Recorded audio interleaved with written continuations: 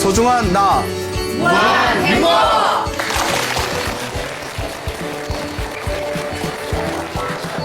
예, 만나서 반갑습니다. 광우쌤이라고 합니다.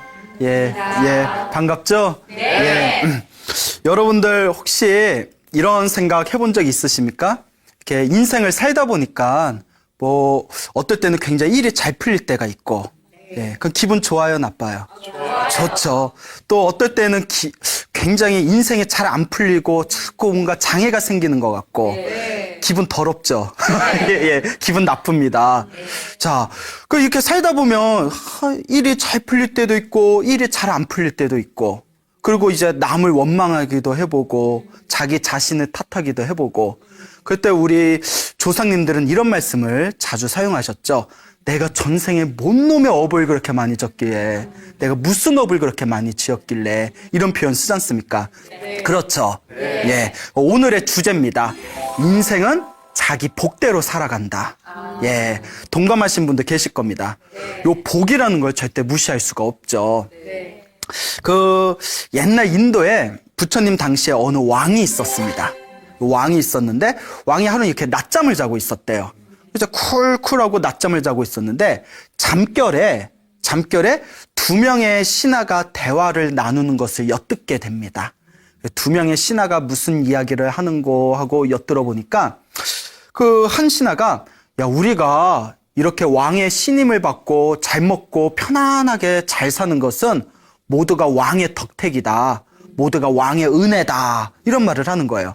그 왕이 기분 좋아요, 나빠요? 좋죠. 씩 웃으면서 이제 잠자는 척하면서 역시 내가 신하를 잘 뒀어. 근데 옆에 있는 신하가 아니다 이러는 거예요. 아니다.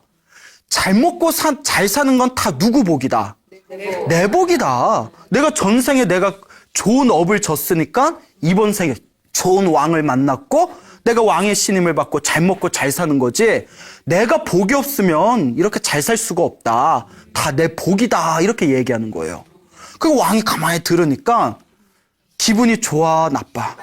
예, 괘씸하죠. 예? 그러니까 왕이 이렇게 누워서 무슨 생각을 하냐면, 부처님이 자기 업은 자기가 받는다. 자기 복대로 살아가는 것이다. 라고 말씀은 하셨지만, 막상 또 자기 복대로 사는 거지 왕의 은혜가 아니다. 이런 말을 들으니까 기분이 좀 별로다. 기분이 좋지가 않구나. 이제 이런 마음이 듭니다. 이제 중생은 어쩔 수 없어요. 예, 이제 살짝 삐졌어요. 그래서 이제 왕이 낮잠에서 이제 일어납니다. 부수수 일어나서 이제 못 들은 척하고 방에 가서 이렇게 편지를 씁니다. 이제 왕비에게 편지를 써요. 왕비여, 내가 신하에게 이 편지를 갖다 주면 이 편지를 배달한 신하에게 선물로 큰 보물을 주어라. 라고 이렇게 왕비에게 편지를 써요. 그래서 모든 것은 왕의 은혜로 우리가 편하게 사는 것이다. 라고 말한 신하를 불러냅니다. 이제 상 주려고 마음에 드니까 이제 짜식 하면서, 자, 요 편지를 왕비에게 전해다오. 빨리 전해주는데 절대 다른 사람한테 부탁하면 된다, 안 된다? 안 된다. 안 된다. 네가 전해야 된다. 라고 이제 맡깁니다. 이제 신하가 다 왕의 이제 명령이니까, 예, 제가 전달하고 오겠습니다 하고 이제 편지 배달을 갔다 옵니다. 그렇게 이제 며칠이 지났어요. 며칠이 지난 뒤에 왕이 이제 궁전에서 한가하게 쉬고 있는데 어느 신하가 탁 찾아와요. 왕께 감사의 인사를 올리고자 합니다. 그 왕이, 그래, 나에게 무엇을 감사하고자 하는가? 왜 나한테 감사하느냐? 했더니 이 신하가, 왕께서 왕비에게 얘기해서 저에게 큰 보물을 선물로 내리셨는데 너무나 감사드립니다 하고 인사를 하는 거예요. 그 왕이 가만히 쳐다봤더니 깜짝 놀라는 거예요.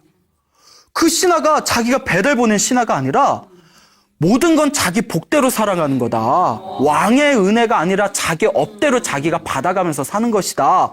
라는 신하가 감사 인사를 올리고 있으니까, 예?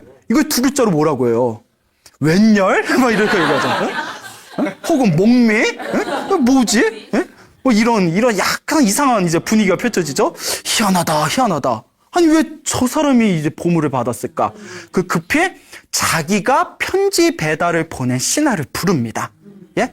어떻게 된 거느냐? 편지를 도대체 누가 배달한 거냐? 자초지종을 이야기해봐라. 그러니까 편지를 배달을 보냈던 모든 게 왕의 덕택입니다라고 얘기했던 그 신하가 왕 앞에서 이제 말을 하기를, 왕이시여, 그날 왕의 편지를 받고 왕비에게 편지를 배달하려고 가는 도중에 너무 급히 걷다가 계단에서 넘어져서 제가 코피가 터졌습니다. 그 온몸에 탁 그 피범벅이 돼가지고 왕께서 이게 급한 정갈이라고 해서 빨리 갖다 드려야 될 것 같은데 막 얼굴 닦고 옷 갈아입고 피투성이로 왕비한테 갈 수는 없지 않습니까? 그렇죠? 그러니까 이거 다 이제 옷 갈아입고 얼굴 이제 닦고 피 닦고 가려면 시간이 너무 오래 지체될 것 같았는데 때마침 옆에 저랑 제일 친한 신하가 옆에 지나고 있길래 이 사람은 내가 믿을 만한 사람이지 해서 대신 부탁을 한 겁니다. 예. 그때 왕이 무릎을 탁 치면서 부처님 말씀이 맞구나. 자기 복대로 사는구나. 내가 저 사람에게 보물을 주려고 했는데 받는 사람은 따로 있구나. 이런 이야기를 나눕니다. 뭐라고 한고 하니 왕이 세상에서 가장 강한 힘을 왕의 권력이라고 하지만 내가 가진 왕의 힘으로도 저 업을 이길 수가 없구나. 왕의 권력으로 저 사람한테 보물을 주려고 하는데도 결국 딴 사람이 받게 되는 거. 그것도 왕조차도 어쩔 수가 없다는 거예요. 인생은 자기 복대로 산다. 특히 연배가 좀 오래되신 분일수록 제 말을 격렬하게 공감합니다. 그렇죠. 여기서 얘라고 하신 분은 이제 인생의 연륜이 있으신 분이고, 인생의 연륜이 있으신 분인데도 애써 지금 저 아직 젊어요 이러면서 지금 공감을 안 하신 분도 계신 것 같아요. 근데 다들 마음으로 와닿는 게 있으시죠? 네. 인생이 그렇게 묘한 어떤 보이지 않는 운명의 성 같은 게 분명히 있는 것 같아요. 여러분 혹시 특히 여기 우리 여성 불자분들도 많이 오셨는데, 여러분 공주 좋아하세요? 공주? 예, 공주 좋아하세요? 예, 여러분들 공주 같은 삶 살고 싶으시죠? 네. 예, 그 부처님 당시에 왕이 있었는데 그 왕에게 아주 아름다운 그 딸이 있었답니다. 예, 자, 얼굴이 예뻐요. 얼굴이 예쁜데 공주니까 뭐도 많아. 돈도 많아. 예, 그 명품백 그냥 카드 질러버리는 거예요. 예. 얼마야? 그것뿐이 안 돼? 여기 있는 거 다 싹쓸이 이렇게 돈도 많아. 근데 더 얄미운 게 있어요. 예, 예쁜고 돈도 많은데 또 착해. 이 탄성 뭡니까? 예? 또 착해. 머리도 총명해. 모든 걸 다 갖췄어요. 그러니까 모든 사람들이 다 좋아하는 거예요. 모든 사람들이 다 좋아합니다. 그러니까 왕이 공주를 이제 너무 아끼니까 하루는 항상 공주를 옆에 이제 품에 이제 안고 다니는 거예요. 너무 사랑하는 딸이니까. 하루는 공주에게 이렇게 이제 장난을 칩니다. 공주야, 공주야. 네가 이렇게 사람들에게 사랑받고 이렇게 명예와 권력과 부를 누리고 네가 이렇게 행복하게 사는 게 다 누구 덕이지? 이렇게 이제 질문을 던져요. 장난을 칩니다. 누구 덕입니다 라고 이야기해야 돼요. 그렇죠. 기본적으로 사회생활을 안 한 사람도 이 정도 눈치는 있거든요. 예? 자, 다 아버님 덕이죠. 왕이 아니시면 제가 어떻게 이런 행복을 누리겠습니까? 근데 딸이 무엇이라고 얘기하냐면 공주가 하는 얘기가 모든 게 다 제 복입니다. 전생에 제가 선업을 많이 지어서 이번 생에 제가 받는 겁니다. 다 제 복대로 살아가는 것입니다. 라고 이야기를 하더래요. 그러니까 왕도 불자예요. 맞는 말이긴 하지만 기분이 좋아요, 나빠요? 나빠요.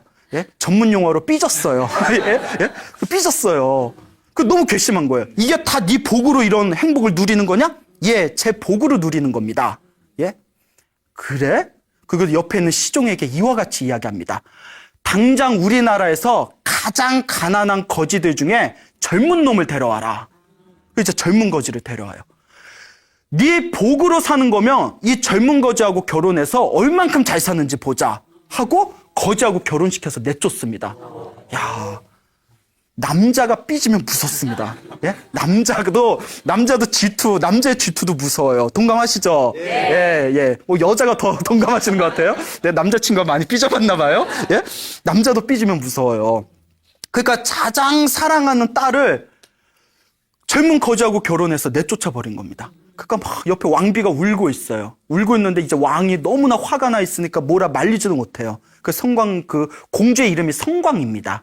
공주의 이름이 성광인데 이 성광 공주가 그 어머니를 다 안아드리면서 어머니 다 자기 복대로 살아가는 거라고 부처님께서 말씀하시지 않았습니까? 제가 정말 복이 많으면 거지하고 결혼해서 나가서 살아도 제 복대로 행복하게 살겠죠. 이런 믿음이 있어요. 그러니까 어머니는 다 이렇게 위로를 해드린 뒤에 젊은 거지와 왕군을 나옵니다. 그래서 자기 남편이 된 이제 거지 움막을 가요. 자기 남편이 살고 있는 거지 움막을 가는데 그 거지 움막이 얼마나 초라하겠어요. 그 이제 남편한테 자기 이제 남편이 된 젊은 거지한테 다 절을 올리면서 이렇게 이야기합니다. 부처님께서 부부의 인연은 깊고 깊은 인연이라고 했습니다. 이번 생에 제가 당신과 결혼한 것도 전생의 깊은 인연일 것입니다. 많은 사람들은 지금 저를 비웃을 것입니다. 저 공주가 교만해서 입을 잘못 놀린 탓에 왕에게 쫓겨났구나. 그 젊은 거지하고 결혼해서 앞으로 괴롭게 살아가겠구나라고 저를 비웃을 테지만 저는 그와 같이 생각하지 않습니다. 부처님께서 분명히 자기 업은 자기가 받는 것이고 행복과 불행도 자기 안에 있다라고 했습니다. 그러니 이제부터라도 우리가 인과 응보를 열심히 믿고 열심히 복과 선업을 쌓아서 행복하게 살아봅시다. 이렇게 이야기를 하더래요. 공주가 대차요? 예? 자, 이렇게 이야기를 하면서 이제 남편한테 근데 당신 부모님은 어디 계십니까? 라고 질문을 합니다. 이 남편이 하는 얘기가 실은 우리 집이 이 나라에서 가장 손꼽히는 큰 부자였는데 내가 어렸을 때 부모님이 갑자기 급사를 당하셨고 그 집에 큰 화재가 나서 내가 이와 같이 천의 고아가 돼서 거지로 살아오고 있어. 부모님은 돌아가신 지 오래요. 예. 그럼 이제 10월드는 안 겪겠네요, 공주가. 예? 거지하고 결혼해서 쫓겨난 것도 서러운데, 시어머니 이제 잔소리 안 들어도 되겠네요. 라고 얘기하면 안 되겠죠? 예. 그러냐고. 그러면 당신이 살던 옛집을 한번 가보자고. 옛집에 한번 가봅시다. 그러니까 이제 그 거지 남편이, 아니, 집이 다 불타서 황폐하게 이제 변한 지 오랜데, 가봤자 별거 없습니다. 아닙니다. 제가 짐작되는 바가 있으니 한번 가봅시다. 이제 거지 남편이 자기 옛집을 데려가요. 그 이제 다 불타고 다 황폐화되고 막 잡초가 이제 가득하겠죠. 그 성광공주가 그 안에 들어가가지고 여기저기 막 뒤져봅니다.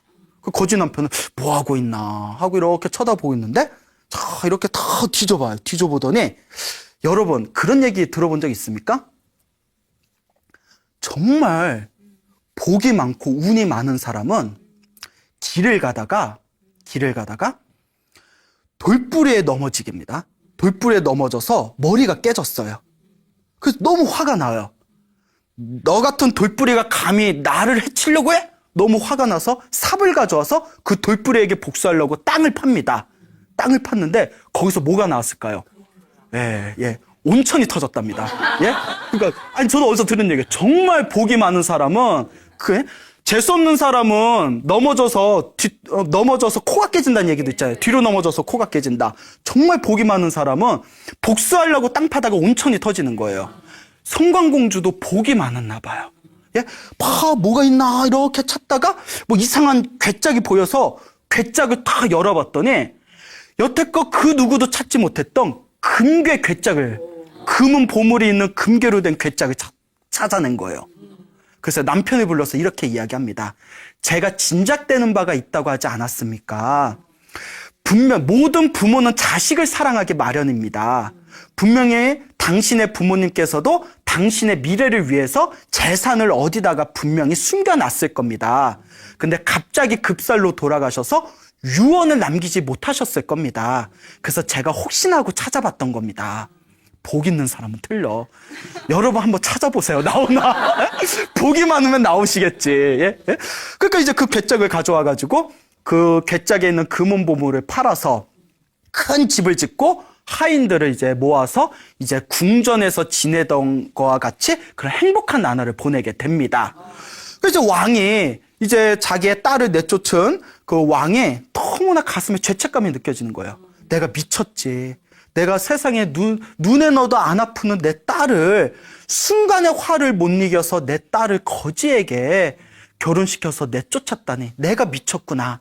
그 이제 시종을 불러서 내 딸이 지금 고생하고 있지는 않은지 내 딸이 지금 힘들게 살고 있지는 않은지 어서 찾아봐라. 죽기라도 하면 어떡하냐. 어서 찾아봐라. 이러더래요. 그 부모 마음은 다 같아요. 예? 그러니까 그거 좀 참지. 뭐 또 굳이 또 내쫓아. 그렇죠. 예? 무슨 막장 드라마야. 예? 자, 그래서 이제 시종이 이제 가가지고 이제 성광공주가 어딨나 이렇게 찾아봤더니 너무너무 행복하게 살고 있는 거예요. 큰 부자가 돼서. 그 시종이 놀라가지고 왕에게 와서 왕이시여 놀라지 마십시오.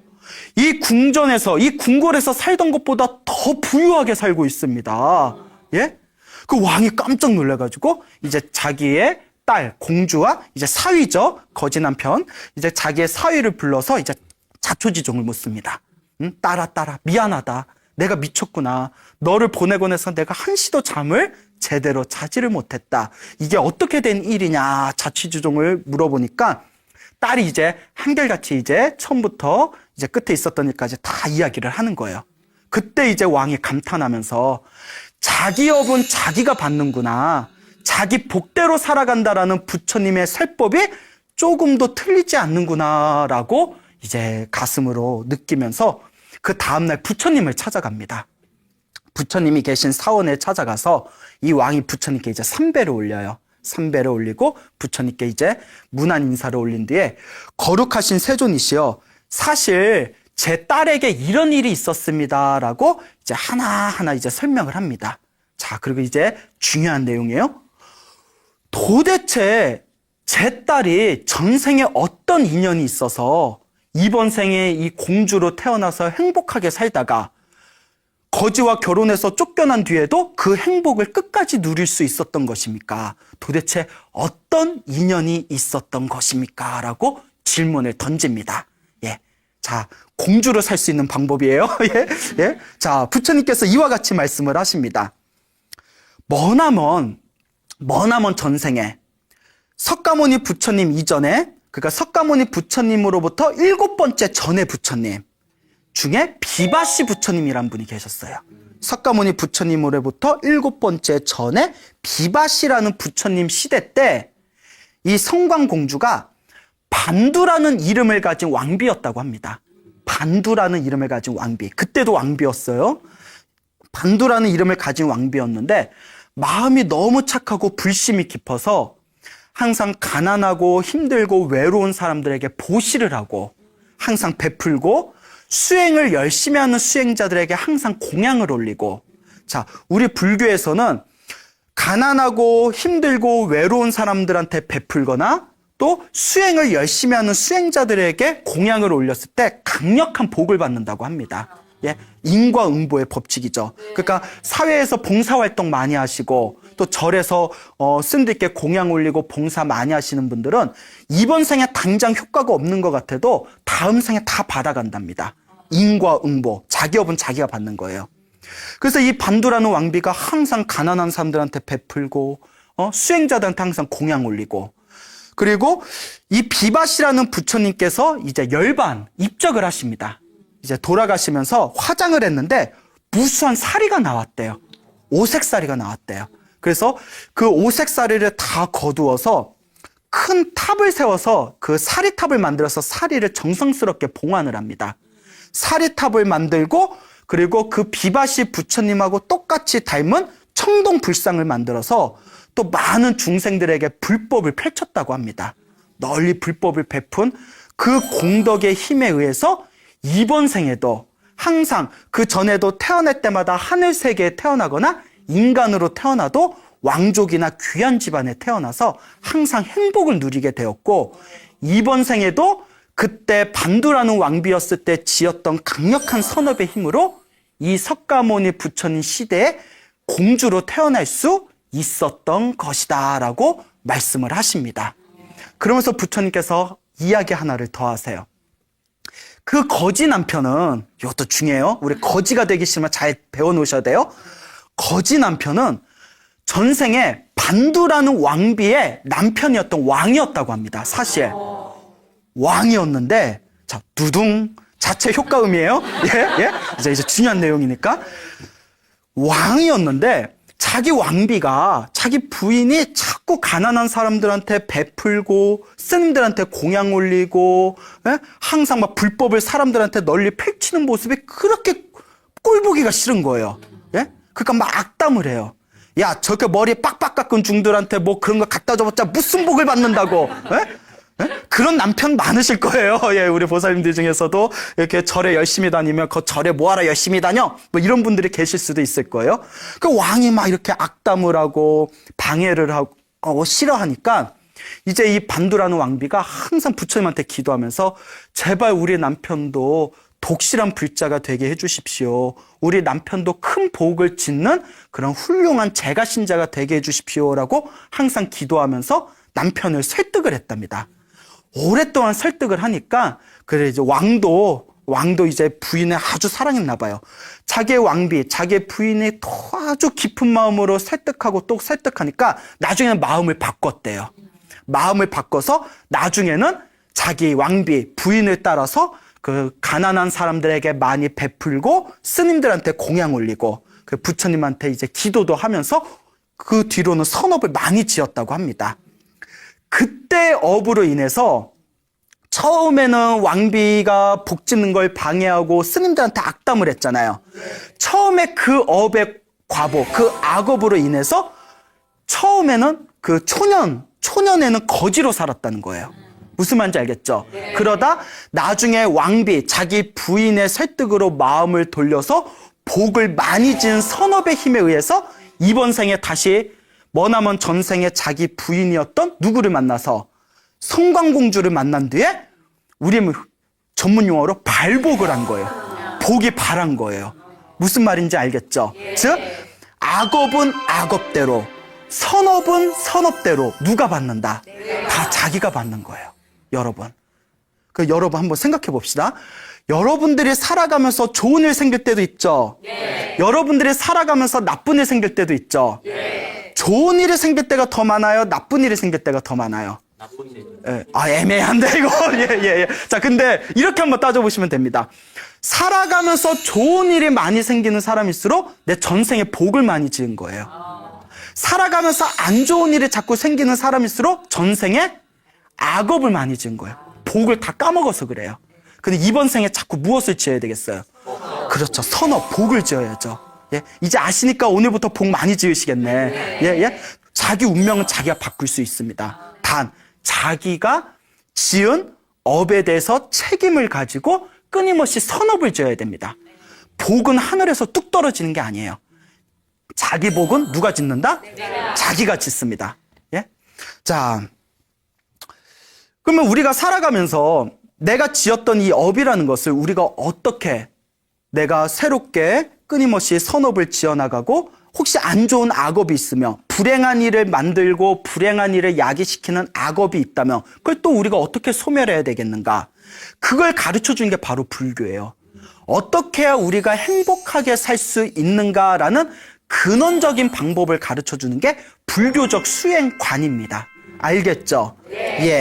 그 중국 청나라 시대 때 그 양주라는 지방이 있었어요. 양주란 지방이 있었는데, 거기가 그 세계적으로 양주로 유명한 곳인가 봐요. 이름이 양주인가 보니까. 미안합니다. 네, 좀 개그가 무리수였죠. 그 양주 지방, 청나라 양주 지방 상인 중에 정백린이라는 이름을 가진 상인이 있었어요. 백린. 근데 이 정백린이라는 상인이 있었는데 어렸을 때부터 항상 관세음보살님을 깊이 신봉했대요. 관세음보살님을 열심히 관세음보살님을 믿으면서 기도를 열심히 했던 상인이었는데 어느 날 굉장히 안 좋은 소식을 듣게 됩니다. 한여름날 그 중국의 아주 유명한 마적대들이 양주 지방을 습격한다는 소식을 듣게 돼요. 여러분 우리나라는 산적이라고 해봐야 뭐 많아야 20-30명이잖아요. 중국의 마적대 하면 수백 수천이에요. 뭐 황건적 뭐 이런 거 기억나시죠? 그 마적대가 거의 군대 수준입니다. 그 양주 지방으로 이제 마적대가 습격한다. 아마 청나라 시대 때 조금 사회적으로 조금 이제 그 불안한 그런 시대였나 봐요. 그러니까 관군들도 그 수십 명의 관군들도 이제 두려워가지고 다 창칼을 내팽개치고 도망을 가버린 상황이에요. 그러니까 이 정백린이라는 이 양주에 있는 이 상인이 고민에 빠집니다. 지금 식구들을 내가 다 끌고 도망가봤자 마적대들이 말을 가지고 쫓아오면 우리 다 죽을지도 모른다. 아, 이거 어떻게 해야 되냐? 차라리 집안에 숨어 있어야 될까? 산으로 숨어야 될까? 아니면 멀리 도망을 가야 되나? 어떻게 해야 될까? 그러다가 기도를 합니다. 관세음보살님 제발 도와주세요. 관세음보살님, 관세음보살님. 근데 희한한 게 하나 있어요. 저도 평소에 관세음보살 기도를 많이 했었는데 평소에 관세음보살 기도를 하면 관세음보살이 잘 안 도와주는 것 같아. 솔직히 뭐 아무리 불러도 있는지 없는지, 예? 나 혼자 허공에다 관세음보살 불러봤자 뭐 있는지 없는지 대꾸도 없고, 예? 예? 뭐 이거 효험이 있나 없나 싶기도 하고. 근데 신기한 게 정말 다급할 때 부르면 정말 효과가 있어요. 아, 제가 경험해봐서 알아요. 그거 희한해요. 정말 다급할 땐 도와주는 것 같아요. 그래서 제가 이 얘기를 어느 큰 스님께 여쭤봤더니 그러시더라고요. 관세음보살님은 가벼운 분이 아니다. 예? 정말 저 사람이 간절할 때, 정말 급할 때, 그때 귀신같이 도와주신다. 예? 굉장히 시크해요. 예, 예, 예? 아주 도도하세요. 무슨 말인지 아시겠죠? 네. 그러니까 이 정뱅이라는 사람이 간절하게 너무나 다급하니까 목숨이 걸려 있잖아요. 열심히 기도를 하니까 꿈에 관세음보살님이 나타나셨대요. 예, 실제로 우리 기도 많이 하신 분들, 불자분들 중에 간절히 기도하면 꿈에 현몽하는 경우가 있습니다. 실제로 있어요. 여러분들도 다 기도해봐서 알잖아요. 표정이 예러 가신 분들 계시네요. 예, 그 열심히 기도하니까 관세음보살님이 현몽을 하셨는데 관세음보살님이 이렇게 이야기하시는 거예요. 너희가 지금 17명의 가족이 있는데 많이 났어. 17명의 가족이 있는데 너 하나는 목숨을 살기가 힘들다. 16명을 살릴 수는 있지만 너는 살기가 힘들다. 너는 이번에 죽을 것이다. 하지만 너네 가족은 살 것이다. 라고 이제 현몽을 하게 됩니다. 가족이라도 사니까 얼마나 다행이에요. 그런데 내가 죽는다니까 슬퍼요, 안 슬퍼요? 슬프죠. 일단 내가 있어야 가족도 챙겨주지. 그렇잖아요. 그러니까 다시 기도를 합니다. 관세음보살님 제발 저도 살려주세요. 관세음보살님은 무한한 능력과 힘이 있지 않습니까? 제발 자비로운 마음으로 저도 살려주십시오라고 간절히 기도를 합니다. 그리고 며칠 후에 또 꿈을 꿨어요. 관세음보살님이 나타나시더니 이렇게 이야기하십니다.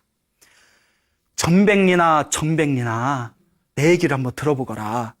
너는 과거 전생에 누군가를 칼로 26번을 내리쳐서 죽였던 업이 있다. 살생의 업이 있다. 너는 이번 생에 그 업을 받아야 된다. 예? 그렇기 때문에 이번에 마적대 중에서 왕마자라는 사람이 왕마자, 성은 왕씨고 마자는 한자 마자는 우리말로 이제 이렇게 곰보라는 뜻이에요. 곰보. 그러니까 왕마자, 왕씨성을 가진 곰보라는 뜻이에요. 왕마자라는 사람이 전생에 업을 갚기 위해서 칼을 가지고 너네 집에 찾아올 것이다. 너는 그때 살 수 없을 것이다. 왜? 자기 업은 누가 받아야 되니까? 자기가 받아야 되니까.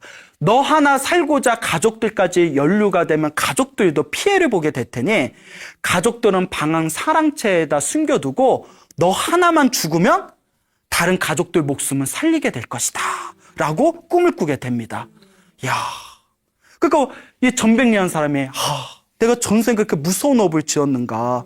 이번 생에 꼼짝없이 그 업을 내가 받아야 된다고 하시니 그래 부처님께서도 자기 업은 자기가 받아야 된다고 했으니 이번 생에 나 하나로 희생하자.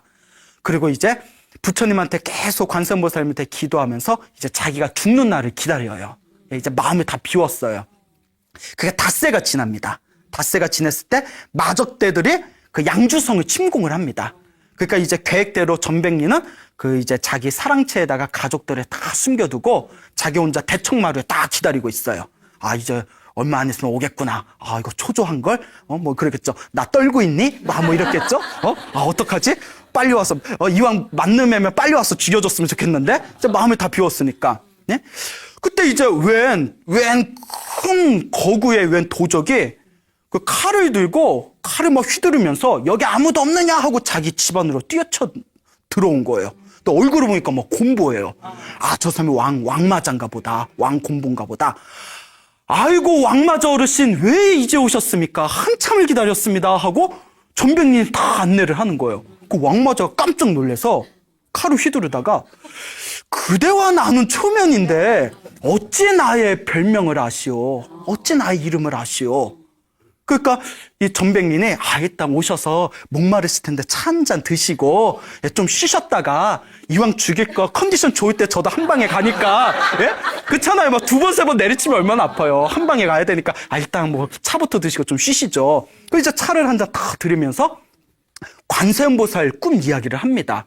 그 왕마자가 예끼 이놈아 어디 사람을 그렇게 현혹시키고 속이려 드느냐? 그게 말이 되냐? 관세음보살이 꿈에 나타나서 내 이름을 가르쳐 주다니. 아닙니다. 제 말이 거짓이라며 어떻게 제가 당신의 이름을 알고 기다리고 있었겠습니까? 관세음보살님께서 제가 당신의 전생에 26번 칼로 내리쳐서 죽인 업이 있으니 이번 생에 그 업을 받으라 하셨습니다. 그러니 한 가지 바람이 있다면 저 그냥 고통 없이 저를 죽여주십시오 라는 거예요. 그 왕마자가 탁 이렇게 차를 한 잔 마시면서 탁 고민하더니 그래 네가 지은 업은 네가 받아야지 하면서 칼로 내리칩니다. 26번을 퍽 하고 내리쳐요. 자 그런데 누둥 마무리는 항상 어때야 된다? 훈훈해. 어쩜 그렇게 잘하세요? 마무리는 훈훈해야 되죠. 칼등으로 내리칩니다. 날이 아니라 무엇으로 내리쳤다? 칼등으로 내리쳐요. 칼등으로 26번을 퍽퍽 내리칩니다. 그러더니 왕마자가 이렇게 이야기합니다. 전생에 그대가 나를 죽여서 내가 이번 생에 그대를 죽이면 다음 생에 또 그대가 나를 죽일 거 아닌가. 이 원한이 언제 끊기겠는가. 쿨해요. 왜 그렇죠. 호인이야. 왜 마적대지만.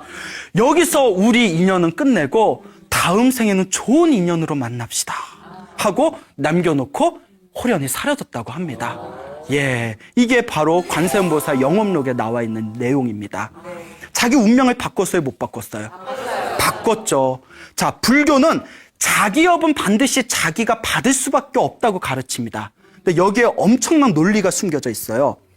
내가 지은 업을 내가 받아야 되기 때문에 내 운명을 그냥 그대로 내버려 두고 그냥 닥치는 대로 다 받겠다. 예? 그리고 노력도 하지 않겠다. 의지도 일으키지 않겠다. 이거는 부처님이 반대하신 겁니다. 왜냐? 내가 지금 받는 업은 언제 지은 거죠? 전생. 과거에 지은 업이죠. 그러면 미래에 또 행복한 업을 만들려면 언제 또 새로 지어야 돼요? 지금. 그렇기 때문에 내가 전생에 지었던 업도 이번 생에 내 노력 여하에 의해서 바꿀 수 있다. 운명은 바꿀 수 있다. 라는 것이 바로 불교의 업론입니다.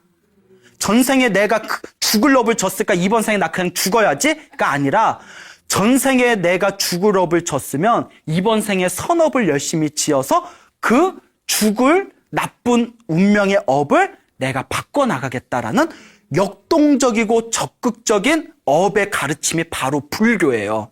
아시겠죠? 네. 예. 예전에 책을 보다가 제가 굉장히 끔찍한 내용을 봤어요. 무엇인가 하면 인도에서 그 어린 나이에 미성년자였을 때 사창가에 팔린 여자아이가 있습니다. 예? 미성년자가 사창가에 임신매매가 돼서 팔리게 되는데 그 사창가에 팔리게 되었을 때 그 포주라고 하죠. 포주이신 아줌마가 독실한 힌두교 신자였대요. 독실한 이제 신자였는데 종교인이었는데 그 어린 여자애를 불러더니 이렇게 얘기하더래요.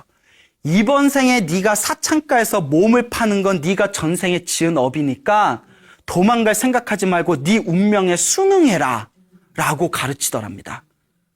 이건 굉장히 잘못된 업의 가르침이에요. 알겠죠? 네.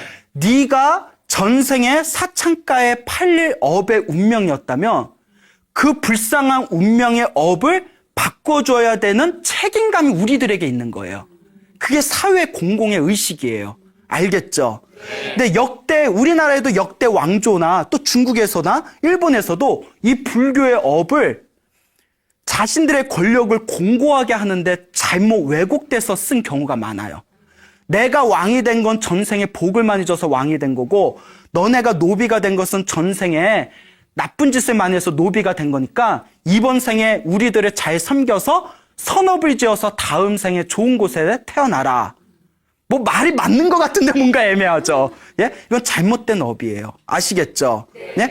이번 생에 왕이 되었던, 이번 생에 노비가 되었던, 과거에 지었던 업을 어느 생에 바꿔나간다.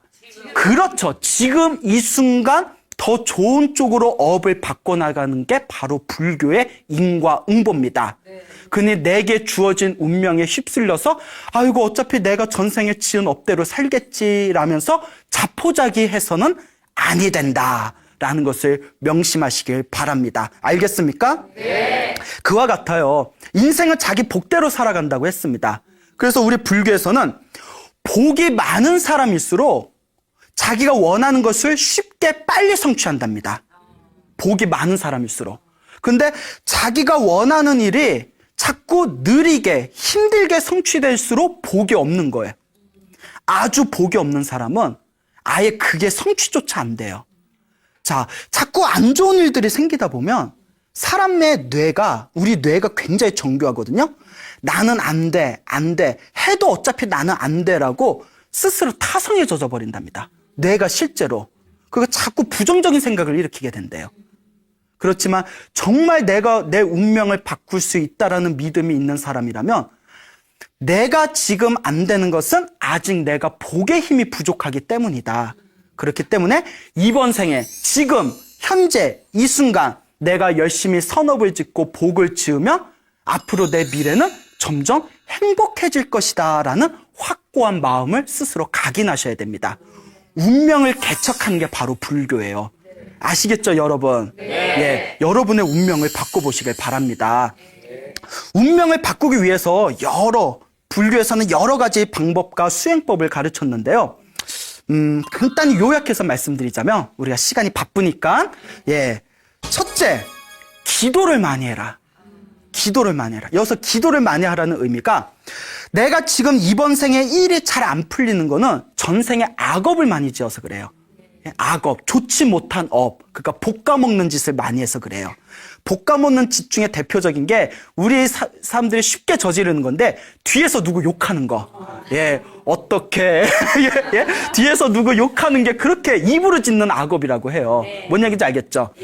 건전한 비판은 괜찮아요. 비판과 비난의 차이 아시죠? 비판은 더 나은 곳으로 나아가기 위한 서로의 어떤 의견의 교류고, 비난은 그냥 마음에 안 들어. 난 네가 재수없어. 그래서 욕을 하는 게 비난이에요. 예, 그래서 전생에 지은 이렇게 입으로 지었거나 몸으로 지었거나 내가 언행으로 지었던 안 좋은 업이 이번 생에 그대로 전달돼서 내 업은 누가 받는다고요? 내가 받습니다. 그래서 일이 잘 안 풀린다는 거예요. 내가 지은 악업의 힘에 의해서 일이 잘 안 풀리는 것을 우리가 업장이라고 합니다. 악업의 장애물, 줄여서 업장이라고 해요. 그래서 기도를 많이 하라는 것은 이 업장을 소멸하는 기도를 하라는 거예요. 업장을 소멸하는 기도를 우리가 불교에서 전문 용어로 참회 기도라고 하죠. 참회, 잘못했습니다라는 참회. 아시겠죠? 예. 그래서 참이라는 것은 내가 잘못했다, 부끄러워하는 마음을 일으키는 거고요. 회라는 것은 다시는 짓지 않겠다라는 마음이다. 뭐 이런 식의 여러 가지 이제 설명 방법이 있습니다. 그래서 기도할 때 가장 좋은 기도 중에 하나가 이제 108참회 같은 게 되겠죠. 자, 이렇게 집에서 하셔도 돼요. 마음으로 부처님을 생각하면서 제가 과거 전생에서부터 중요합니다. 알고 지었건 모르고 지었건 내가 지은 모든 악업을 참회하겠습니다. 잘못했습니다 하면서 한 배 한 배 절할 때 내 무의식에 저장되어진 악업의 에너지가 조금씩 사라지는 거예요. 무슨 말인지 알겠죠? 그러니까 어떤 분이 이런 말씀을 하세요. 스님, 저는 아무리 생각해도 잘못한 게 없는데 왜 자꾸 절하면서 잘못했습니다 그런지 난 이해가 안 된다고. 그래서 제가 그분에게 이렇게 말씀드렸어요. 나는 살아오면서 한 번도 잘못한 게 없는데라는 그 마음이 잘못한 거다. 예? 여러분, 살아오면서 우리가 말 한마디라도 누구에게 상처를 준 적이 없을까요? 있죠. 예? 한 번이라도 내가 아무리 양심껏 살려고 하더라도 알게 모르게 지은 자기만의 잘못이 있습니다. 그래서 불교에서 뭐라고 해요? 알고 지었건 모르고 지었건 내가 지은 모든 업을 참회합니다. 잘못했습니다. 그리고 불교에서는 한 걸음 나아가 이렇게 가르칩니다. 깨달음을 얻은 성자도 참회 기도를 한대요. 깨달음을 얻은 분도. 아니, 깨달음을 얻은 분이 무슨 잘못이 있어서 참회 기도를 할까요? 중생들의 잘못을 참회한대요. 중생들이 지은 죄업을 제가 대신 참회합니다. 우리 중생들이 행복하게 해주십시오. 야, 이게 바로 불교입니다. 내가 지은 업뿐만이 아니라 다른 중생이 지은 업까지도 참회하는 거. 다른 중생들의 잘못까지도 소멸시켜주는 거. 그러니까 여러분 하루에 108배씩 한번 해보시고 건강에도 좋아요. 예, 피부도 잘 받는데요. 108배 열심히 하면. 자, 그리고 108배가 이제 점점 몸에 힘이 붙으면 뭐 1000배를 할 수도 있고 뭐 3000배도 할 수가 있고. 예. 스님, 저는 무릎이 아파서 절하면 무릎의 통증 때문에 절하기가 힘듭니다. 라는 분들도 계시잖아요. 그런 분은 그러면 연부를 많이 하시면 됩니다. 아까도 관세음보살님 이야기 드렸죠. 항상 눈 뜨고 저녁에 잠들 때까지 항상 이렇게 관세음보살님을 부르면 당장 효과가 없는 것 같아도 항상 은은하게 도와주신대요. 예. 그래서 기도를 많이 해서 밀교 경전이나 중국의 큰 스님 법문 혹은 티베트 큰 스님 법문에 나오는 내용들인데 한결같은 그 법문의 내용 중에 하나가 기도를 많이 해서 꿈에 부처님을 보거나 보살님들을 보거나 불보살님을 보거나 경전을 보거나 몸에서 더러운 게 빠져나온다거나 뭐 대소변을 시원하게 싼다거나 몸에서 뭐 고름 같은 게 빠져나간다거나 뭐 벌레 같은 게 빠져나간다거나 이러면 내가 지은 나쁜 업의 에너지가 소멸되고 있는 증거래요. 예. 예? 대단하죠? 제 아시는 스님이 위장병이 너무 심해서 병원에 가도 낫질 않더래요. 그래서 이 스님께서 내가 전생에 지은 업이 많아서 이렇게 위장이 아픈가 보다 하고는 그 기도를 열심히 했대요. 기도를 열심히 하다가 제발 제 몸이 건강하게 해주십시오. 몸이 건강해야 수행도 할 수 있지 않습니까? 제가 지은 업을 참여합니다. 몸이 건강하게 해주십시오. 기도를 열심히 했는데 그렇게 열심히 기도하다가 꿈에서 토를 하는 꿈을 꿨대요. 그냥 막 꾸역꾸역 토를 하는데 쏟아도 계속 나오더래요. 쏟아도 나오는데 그 토 나오는 게 온갖 더러운 게 내 속에 이런 게 있었나 하고 온갖 더러운 게 계속 쏟아지더래요. 토를 다 하고 나서 뱃속이 시원함을 느끼면서 잠에서 깼는데 대박! 병이 나았대요. 위장병이 완전히 나았대요. 예. 그래서 저도 막 20대 때 자꾸 막 여드름이 나서 여드름 좀 없애주세요 했는데 그런 건 안 도와주시네. 야, 여하튼, 예? 막 웃어요? 예. 자, 그래요. 여하튼, 무슨 말인지 알겠죠? 네. 기도를 많이 하셔라. 두 번째, 복을 많이 지어라. 복을 많이 지어라. 남을 위해서 봉사하고, 가난하고 힘들고 괴로운 사람들한테 베풀고, 절에 가서, 절에서 봉사하고, 이런 복 짓는 거 하나하나가 여러분들의 선업을 차곡차곡 키우는 길입니다. 아시겠죠? 네. 세 번째, 제일 중요한 게 있습니다. 많은 분들이 여기서 이제 자지러지는데요. 기도도 많이 하고 복도 많이 줬는데 딱 일상생활로 돌아가면 복 까먹는 짓을 자꾸 해요.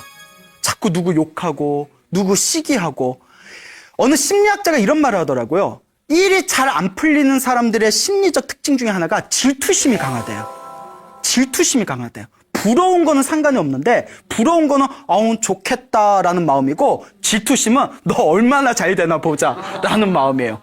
부러움과 질투심의 차이 알겠죠? 네. 부러운 건 괜찮아요. 부러우면 오히려 나도 저렇게 살아야지라는 욕구를 일으킬 수 있어요.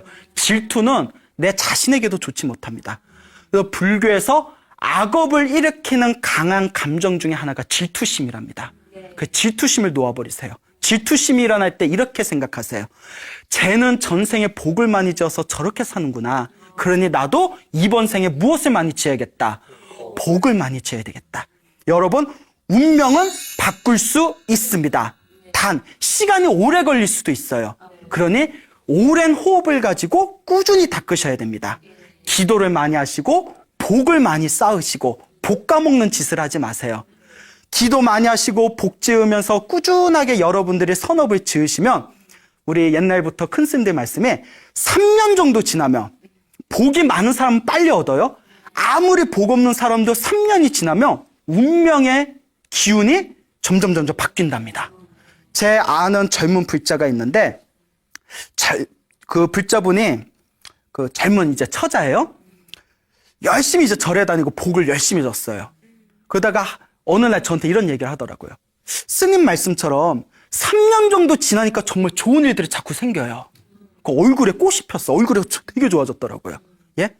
자, 아마 이 방송 보고 있을 겁니다. 예. 그 여러분들도 여러분들의 운명을 바꿔보시기 바랍니다. 알겠죠? 네.